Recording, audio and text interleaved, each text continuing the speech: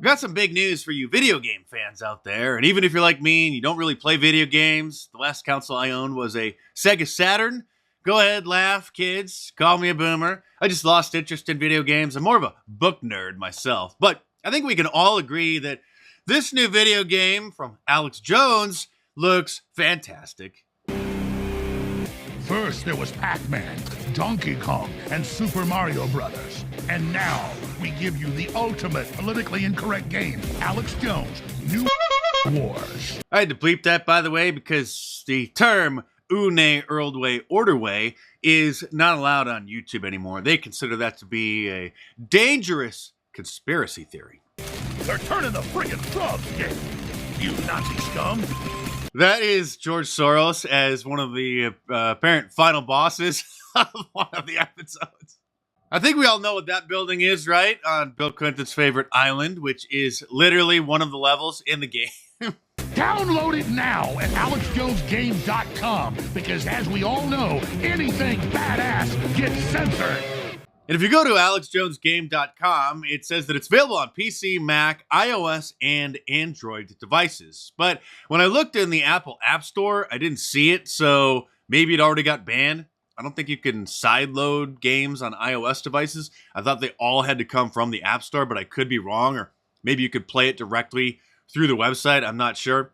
But this is fantastic. And aside from featuring George Soros, it looks like Mark Zuckerberg is also one of the final bosses. And there's Hillary Clinton, who's keeping a bunch of babies, as you can see, in cages. So far, the only media outlets that I have found that have reported on the game have been reputable media outlets. So, of course, they are few and far between.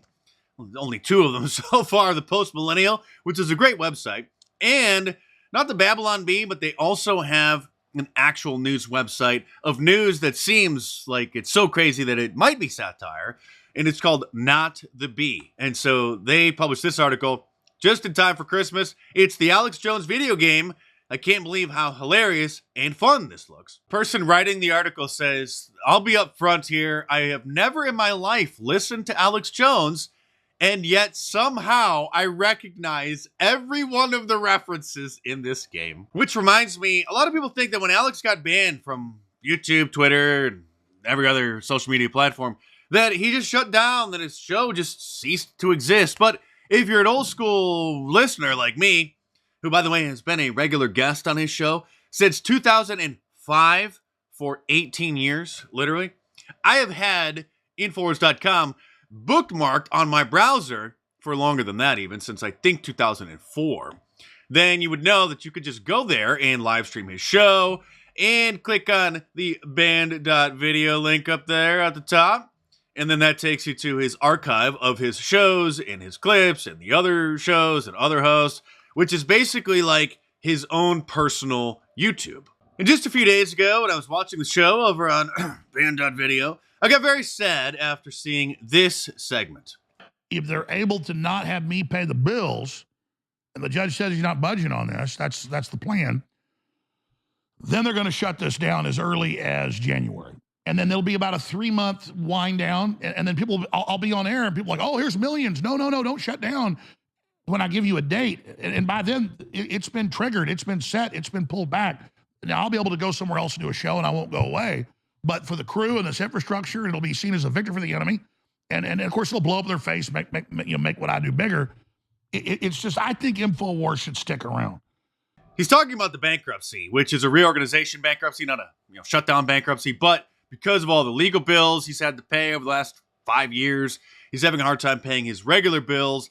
And if he's not able to do that, then the judge who's overseeing the reorganization is going to rule that everything has to be shut down and sold off to satisfy those payments. And that would have happened by now if it weren't for, like I said yesterday, a Bitcoin donation that somebody gave him last year of $8 million that made the entire liberal media industrial complex and the Southern Poverty Law Center here, as you can see, absolutely furious. Dubbed the Bitcoin Fairy, who is obviously an Alex Jones super fan who probably has hundreds of millions of dollars worth of Bitcoin, somebody who bought thousands of them a decade ago when they were just a few dollars. A lot of people suspect that it might have been Max Kaiser, and it may have been. He probably has a net worth of hundreds of millions of dollars. But it could have been any number of people, early Bitcoiners, who for just a few $1,000s amassed a massive amount of wealth and just thought, what are they going to do with $100 or $200 million? What's $8 million to them? But that's small potatoes compared to someone like George Soros, who donated $400 million to buy Vice News, Vice Media. They went bankrupt after just bleeding through, I think, hundreds of millions of dollars in a supposed investment, a donation from Disney, I think it was, or maybe Disney gave hundreds of millions of dollars to Vox.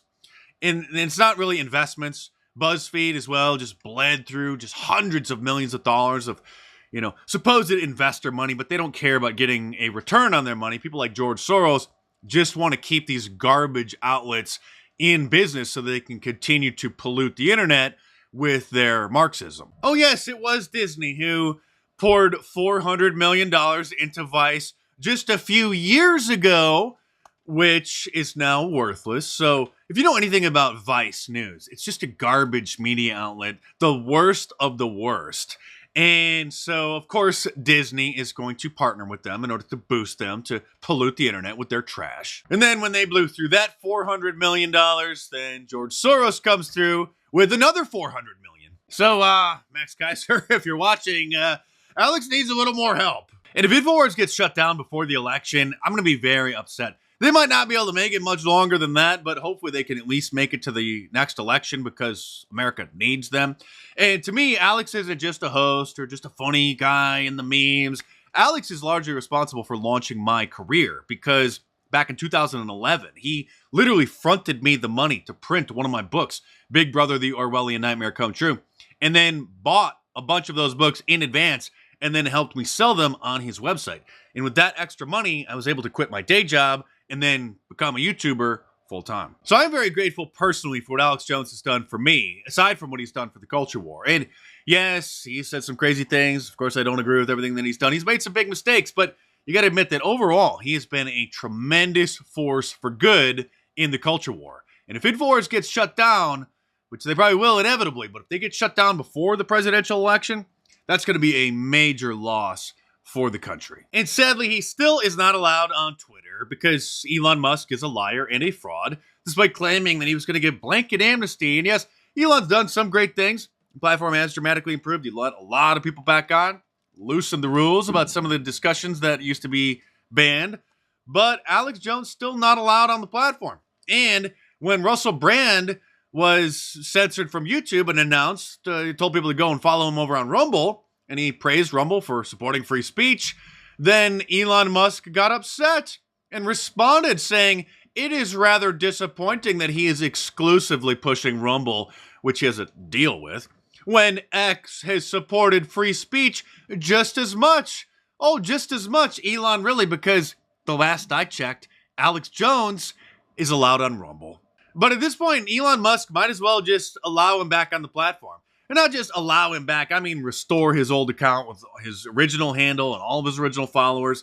Gavin McInnes still wasn't allowed back on the platform, but he started a brand new account. And, maybe Twitter's just a little bit too busy doing other things, but they haven't banned him again. Under the old regime, he would have been banned immediately because the liberals would have, targeted him and would have emailed the press department and said, can we get a statement about why you're allowing this account back on your platform? And so it's been weeks now that Gavin McInnes has been operating an account under his own name. And so Elon is in trouble. He just responded to another tweet about the ADL, and he pointed out, he agreed that what the ADL is doing is terrible, and they're involved in they're the tip of the spear leading the censorship brigade. You're not supposed to say that. And so now they're circling the wagons again to dump all the advertisers from X, from Twitter, this from the New York Times, X races to contain damage. After, this is fake news, of course, Elon Musk endorses an anti-Semitic post. Well, because like I said, if you disagree with a Jew about the best flavor of ice cream, then the ADL will call you anti-Semitic. And so Elon, agreeing with the obvious fact that the ADL is behind most of the censorship online. Now they're trying to censor him again for that. All of this and more, much more, much more is covered in my new book. A lot of things I can't get into here on YouTube. Of course, The War on Conservatives, which you should order in paperback from Amazon.com or click the link in the description below. It is available from all the major ebook stores now, and so you can download it there onto your tablets. Start your Christmas shopping early by ordering a couple copies for people on your list. The War on Conservatives in paperback from Amazon.com. Click the link in the description below and check it out.